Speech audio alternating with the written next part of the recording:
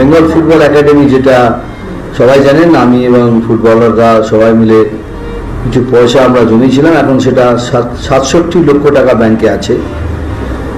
তো দিদির কাছ থেকে এটাই মানে পারমিশন বলবো না, ওনার মতামত নিতে এসেছিলাম যে 40 জন যদি সরকার করেন, মানে আমাদের তরফ থেকে আরও 30 জনকে আমরা ট্রেন করতে পারি ফুটবল।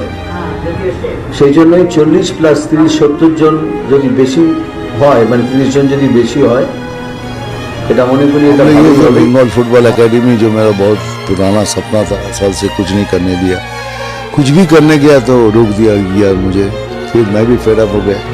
लेकिन आज हमारा सरकार इस ईयर सरकार आ गया है और इतना अच्छा मुझे हमको मिनिस्टर मिला है, तो उसी सिलसिले में हम इधर आए, उनको बताया कि मैं फिर से ये करना चाहता हूँ। तो एक मार्च चाहिए, उन्होंने इमीडिएटली उसका बोल दिया कि ये देख लीजिए, जो पसंद आए ले लीजिए।